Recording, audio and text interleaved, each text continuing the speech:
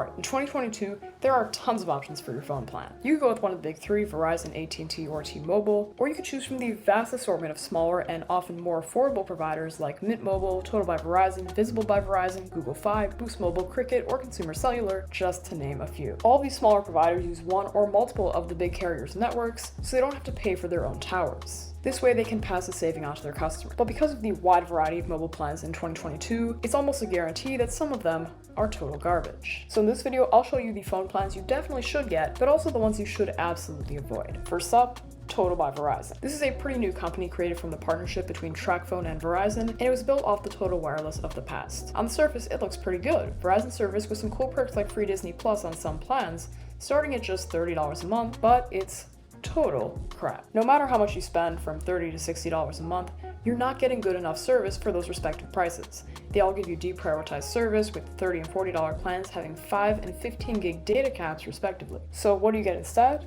Well, I got two good options for you. First, Visible by Verizon. Yes, Verizon owns another smaller carrier company called Visible, and unlike Total, it's actually good. You can get truly unlimited data for $30 a month with some pretty basic features, or you can bump up to the Visible Plus plan for $45 a month with some more premium features, better network access, and priority data. Alternatively to Visible, you could also go with US Mobile, who offer a wide range of plans and priority data on all of them, and a bunch of other goodies if you go up to their $35 or $45 plans. Now moving on to T-Mobile. T-Mobile really is a mixed bag. They have a pretty good network, some decent plans, but then some absolutely garbage plans. So let's start with the garbage. If you check out T-Mobile's main postpaid plans, they have two that make zero sense, Essentials and Base Essentials. Both are overpriced and include almost nothing.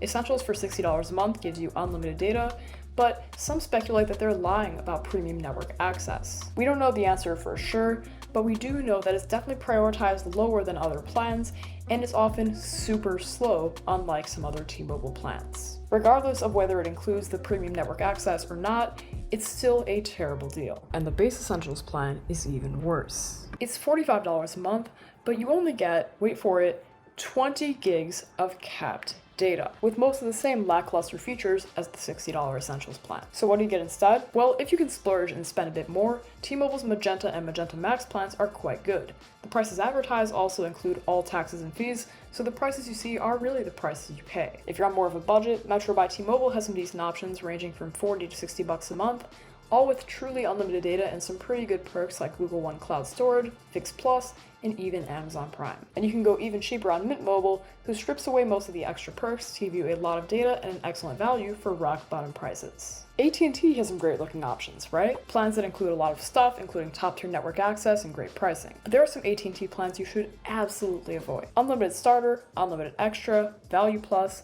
and that 4 gig plan straight out of 2014. I don't need to tell you that 4 gigs for $50 is a horrible deal, so let's move on to the less obvious plans you shouldn't get, like the $50 Value Plus Unlimited plan. Why? It's deprioritized with very bare bones features, and with AT&T's prepaid plans, you can get an unlimited plan with 22 gigs of priority data and a better selection of features for the same $50 price. Hey, Editor Max here, and quick update. No. Turns out that AT&T plan actually doesn't have priority data anymore, and I remember it used to have priority data, but it appears they've changed the plan and made it worse, so now it's deprioritized just like Value Plus, and that means both plans are actually equivalent in almost every way. They're the same price. Really the big difference is just the Value Plus plan is postpaid and this prepaid plan is, well, prepaid. So slightly bummed, it's not as good of a budget deal anymore, but if being deprioritized is okay with you, then there's still decent options to go for. I'd give the slight edge to Value Plus if you can get it, because if you bring your own device and port a number, they'll actually give you $250 in bill credits, so the plan will get a little bit cheaper that way. So yeah, interesting stuff for sure.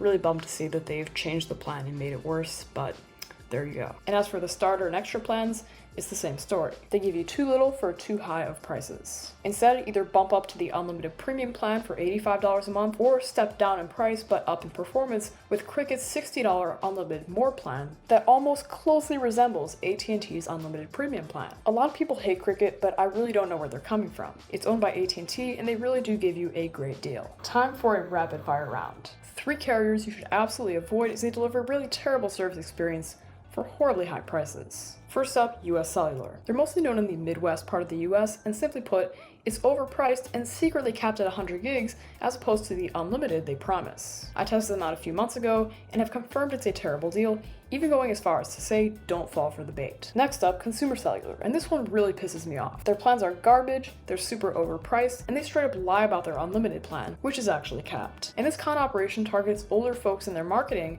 who may be less familiar with technology, so they won't know it's a scam. And finally, we got Google Fi. They have amazing phone deals, great multi-line family pricing on their 2 unlimited plans, but horrible pricing for single lines. Also, those unlimited plans are actually capped at 35 and 50 gigs respectively, which is a little shady that they advertise them as unlimited. And from what I've seen, Google Fi works pretty horribly on iPhones. It's really only made for select Androids. So really, I could only recommend Google Fi if you're going to get one of their phone deals from them and you have a family plan. Otherwise, it's a no-go. If you found this video helpful, definitely be sure to drop a like to let me know, and subscribe to never miss another. And with that, I'm Max, thanks for watching, and I'll see you in the next one.